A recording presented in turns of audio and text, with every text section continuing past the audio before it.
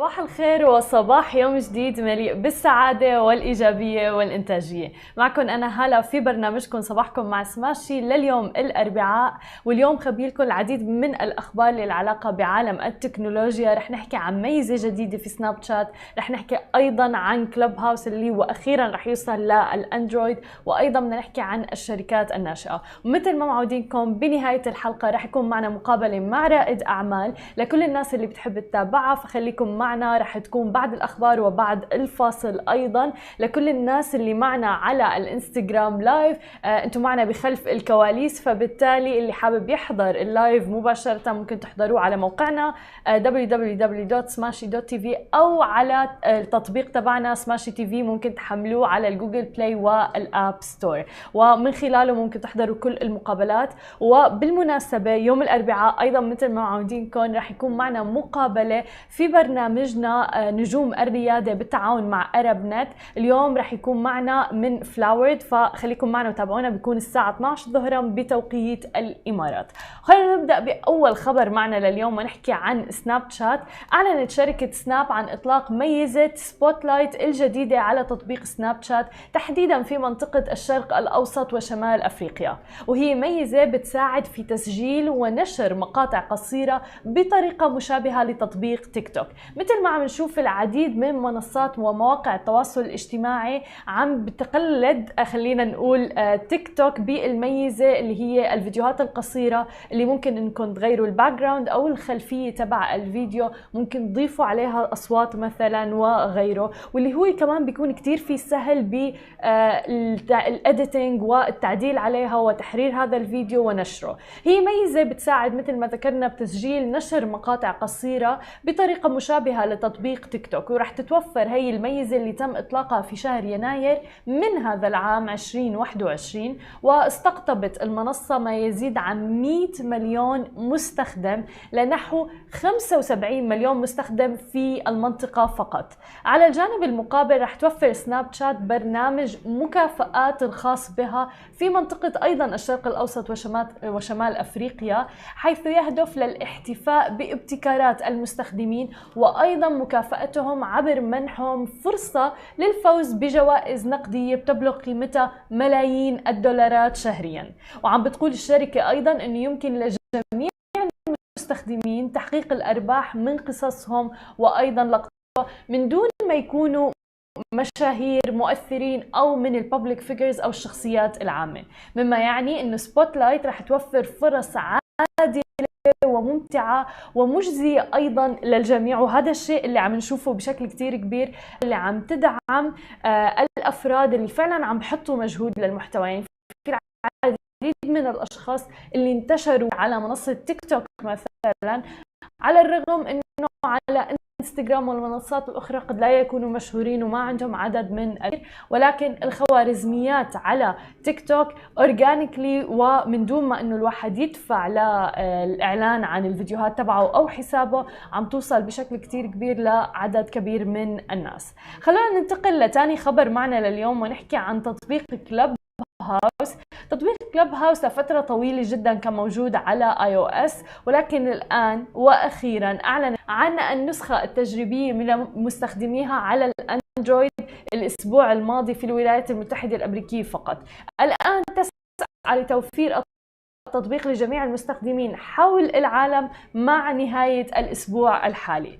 والتطبيق برازيل، روسيا واليابان هي أكبر الأسواق العالمية، ثم سيتاح في السوق الهندي، بعد سيكون متاح لجميع المستخدمين حول العالم مع نهاية 21 مايو. كان تطبيق كلوب هاوس يتوفر لمستخدمي iOS تقريبا من شهر 3 من عام 2020، واستطاع تحقيق نجاح منقطع النظير بعد إطلاقه بمدة قصيرة. لكن مع نهاية العام تراجعت عدد تنزيلات التطبيق بسبب عدم وجود نسخة لمستخدمي الأندرويد، وأيضا طرح المنافسين مزايا مشابهة مثل ما شفنا تويتر، فيسبوك، كلهم عملوا ميزات تشابه ميزات تطبيق كلوب هاوس واللي هي الغرف الصوتية،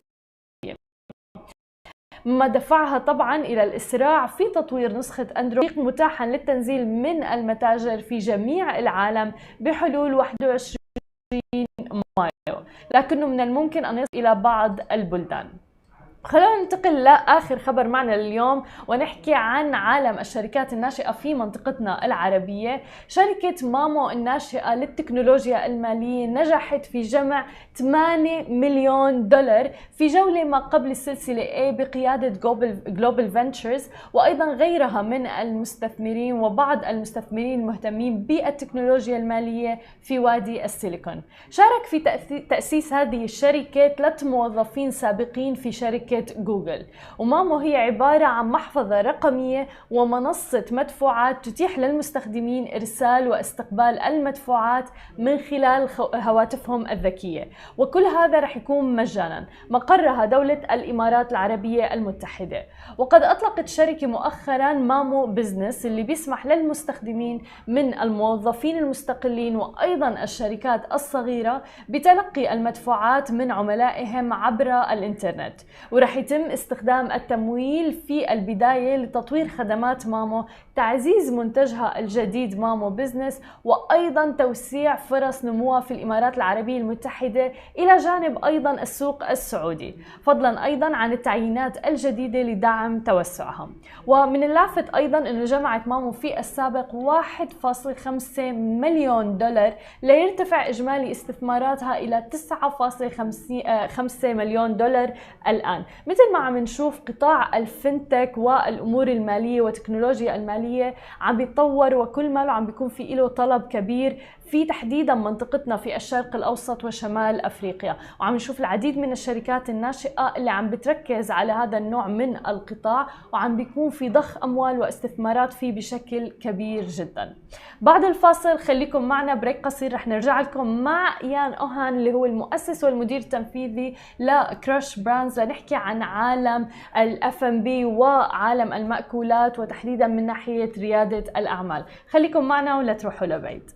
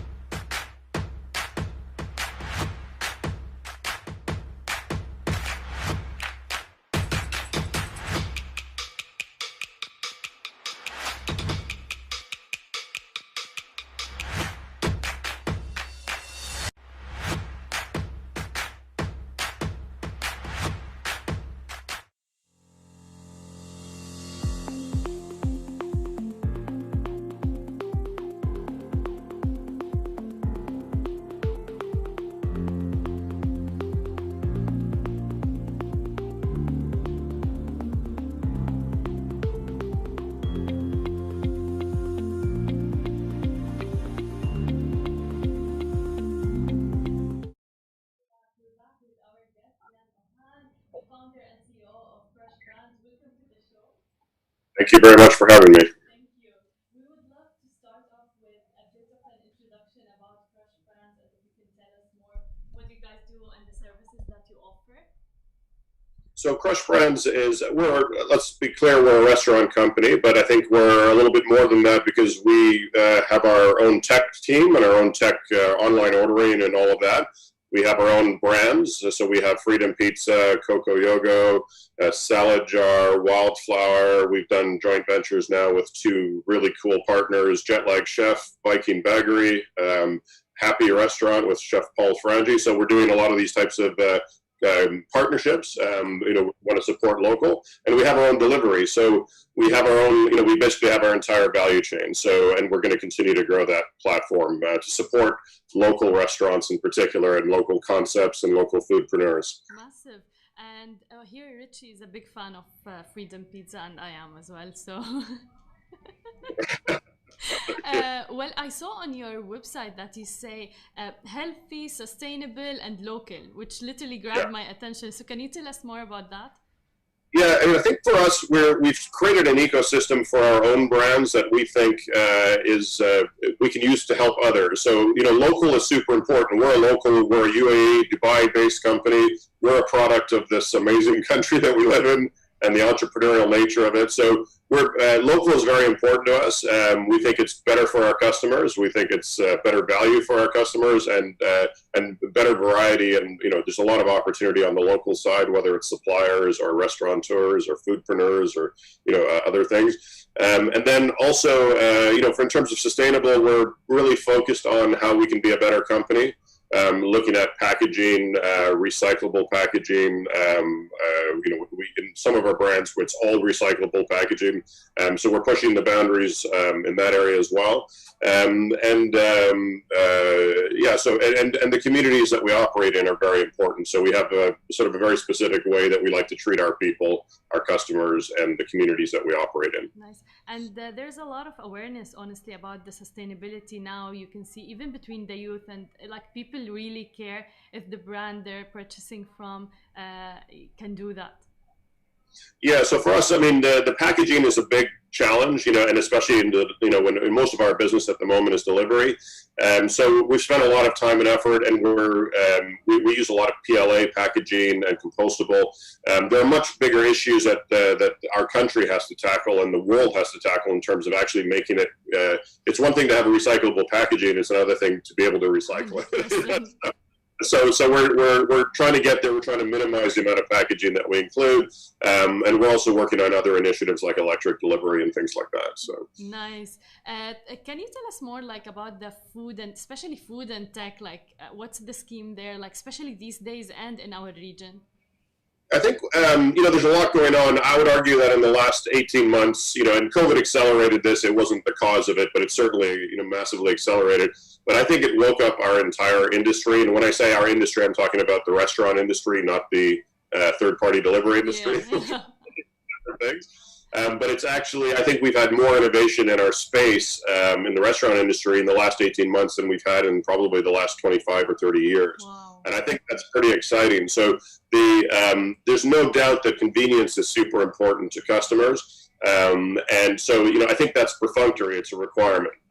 But I don't think consumers should have to choose between convenience and experience.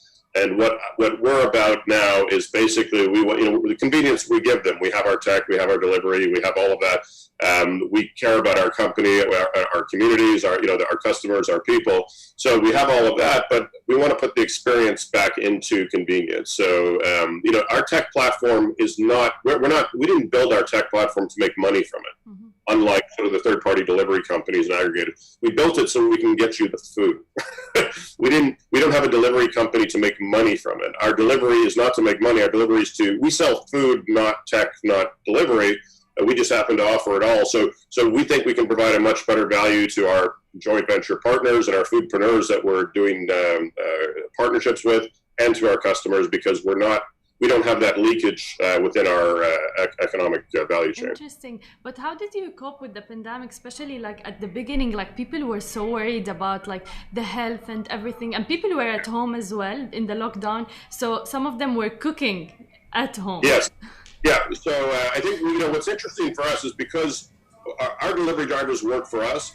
What I think a lot of people don't realize is the delivery drivers for third-party delivery actually work for agencies, so they're not actually directly employed. And so we were able to. I mean, we follow very strict hygiene standards across the board. So when we did our research at the beginning, using the CDC guidelines, we almost met or exceeded almost all their expectations for COVID in any case. So it was super important. We just communicated that to our customers. And I think the big difference is our drivers actually work in our stores. They can wash their hands. They can be because they're our drivers. So we had much better control over the way that our food was presented and the way our drivers manage themselves. Because if you think about it, for third-party delivery, I mean, where can they even wash their hands? Exactly.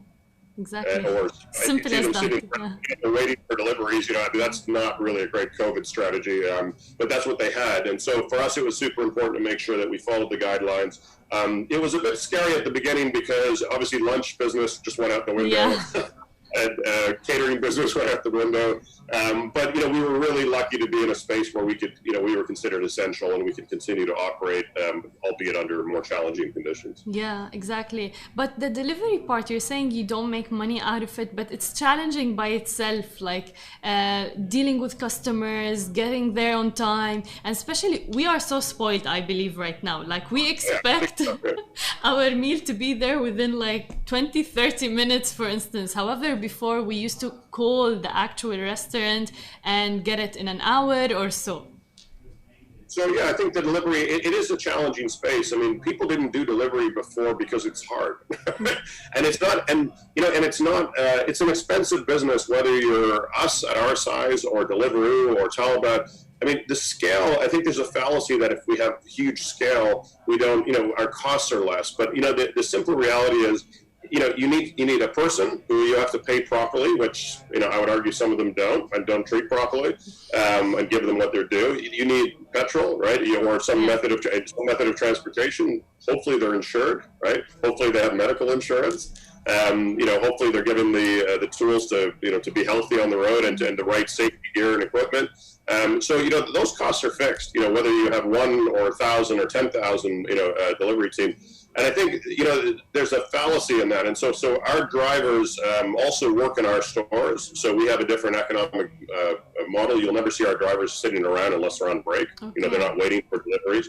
And in fact, most of our restaurant managers and kitchen managers actually started as drivers. So they're very much part of our team. And I think that's good business. I don't think a bunch of guys sitting around in a field waiting for delivery is a good business. I don't think that's good economics. Can you share with us then like more numbers about the customers? And like I've seen also that like the average is 23 minutes delivery kind of that you guarantee for your customers. Yeah, so we have an average delivery time of 23 minutes. So that's from the time the order's placed to the time that the order hits your door. And understand that when you order from us online, it goes straight into our kitchen. So we have a direct connectivity. We have 250,000 active customers on our platform currently. We have 60% of our orders come direct to our platform, so we don't rely on others. Weirdly, we still have about 15 or 20% of people that like to call. Wow, that's very interesting. If you're out there, people, please go to digital. And if you don't, we're only keeping the phones open because we know you like it. So, wow. We'd really love for you to order online, but that's okay. They seem to enjoy that. So we're super happy with that. And, I think, we've got a large fleet of professional delivery drivers that are trained properly. They're safety trained. They have all the right safety equipment. We put hot food in hot bags. We put cold food in cold bags. And I know that sounds quite elementary, but I don't see it happening. All of our food is packaged in a way that it can be delivered and will arrive properly at the right temperature and in the right form. So I'll give you a simple example. Like we just brought on board Viking Bakery, which is make the best baguettes in the world. I would argue. I've traveled around. But when we actually designed a new delivery box for our bikes because the baguette was about an inch. It could fit in them, but it would crunch the packaging, and the packaging was quite beautiful. So we actually designed a new delivery box specifically for the baguettes, and we put a suspension system in there so that when they get the baguettes, because it's quite an event when you get it, they're beautiful and beautifully packaged, then it arrives properly. So, you know, we like to think that we're professional delivery, we're delivery professionals, and we design everything that we do for the business and for the customer, you know, and we're not trying to be one size fits all. We're trying to be very professional, whether we're delivering baguettes, meal plans with jet-like chef, pizza, salad jars, ice cream, whatever it is, we sort of want to make sure that it arrives at your door. Our job isn't done until it arrives at your door. You know, it's not. You know, a lot of restaurants, they give it to third-party delivery and they're done. True. We don't see it that way. Yeah, so. Until we're satisfied in our like tummies and all is good. Yeah, we're not happy until you're happy, and we want to be there when you know, make sure that it gets to your door on time. But the details, like I never thought about that, to be honest. Like the amount of, but that costs a lot, no? Yeah, it does, but that's our job, right? As I said, like, you know, we don't make money. You know, our objective isn't to make money on these platforms. We want to make money on the food because that's the business that we're in. Yeah. Now, these platforms allow us to do that in a way that makes your life easier, but it's not a tool to make money. And you know, and if you look at the third-party delivery companies, I mean, they're all hemorrhaging money. You know, and so. You know, that's not the business that I'm in. You know, we can make money, and because the platform, we're not trying to make money from the platform. We're trying to get great food and great foodpreneurs, you know, to provide their food and their stories to our customers. That's very interesting. And recently I've read as well that Freedom Pizza became the first food delivery service in the UAE, and they partnered with What 3 Words. So can you tell us more about that, and how does that add to your brand? So What 3 Words is probably the coolest addressing system on the planet. What they did, and the reason we did this is so that we can have super accurate delivery. And what they did is just so cool. They created this sort of algorithm where they created 3 words, you know, English words. Actually, they're in, I don't know, they're in 100 or 200 languages. So 3 words in specific languages that basically equate to the latitude and longitude point on a map. So every 3 square meters on planet Earth have a 3-word address. And the point of it is that you can remember 3 words. You can't remember, you know, a 200-character latitude, longitude, right? And what's really cool about it is it's very accurate. So we can deliver to the front of your house, to the side of your house, you know, and so if people take the time to actually put their What 3 Words addressing in, it gives us pinpoint accuracy. And as it becomes more ubiquitous in the market, they can use it for other merchants that also hopefully will begin to offer it as well. So yeah, we're super excited to be part of it. I think they're you know, they've got Mercedes, and it's a pretty interesting. It's a really simple, elegant solution to delivery, you know, and to addressing. Very, very cool. So what's the future plan for Crush Brands in general? So we're working on something that's sort of the culmination of everything that we've been working on for the last 5 or 6 years. We'll soon be launching a aggregated platform for our own brands. So you're soon going to be able to have all the brands that we own, that we are partnered with, that we have supply relationships with, under one platform. And I'll share the name with it. It's going to be called Locale. Oh, wow. And so the idea, and this isn't Deliveroo, this isn't Talabat, this is highly curated, really good quality. And the idea is that, like in the marina, might have a different group of you know, food and concepts and foodpreneurs than downtown, than Dubai Land, than Bristol in the UK, than Abu Dhabi. So the idea is that it's really local, and it's not one size fits all. And when you open your app, you will see what's available in that location. That's amazing. But don't you think like there's a very high competition? Like, why would people go download this app and not have like the regular aggregators? Like, let's say, yeah. That's a very valid question, because I'll put my hand in my heart, and I think our tech's better. It's cleaner, it'll be simpler to use, and it's more focused on the customer. It's not a one-size-fits-all. You know, we're not trying to please everybody. We're just trying to offer the best experience to our customers. So it's more personal. Number 2, we're already doing it. So 60%, you know, and so what we have now is each of our brands have separate platforms. They're all ours, but they're separate. So what we're doing is by bringing them together, we're offering more choice, and customers are going to be able to order one thing from every single one of our brands in one order. they'll be able to order next day delivery, Viking Bakery for tomorrow or the next day, or maybe even 2 hours from now. Wow. Jet Lag Chef, Freedom Pizza, Salad Jar. We're launching an ice cream parlor, and we can also do some really cool things. Like we can do a lot of pop-ups, like digital pop-ups and things. So that the reason is we're going to offer. It's not that I don't believe that if you look at the stats, most people use the third-party delivery apps. People that are truly would be our customers, not just bargain hunters. They use probably 3 to 5 restaurants, so they're using them as ordering platforms, not for search or less for search. Yeah. So our idea is if we give you the right restaurants, highly curated for you, better quality, great tech, that you might be inclined to download our app. 100%. Well, congrats in advance, and thank you so much for being with us. Ian Ohan, founder and CEO of Grush Brands.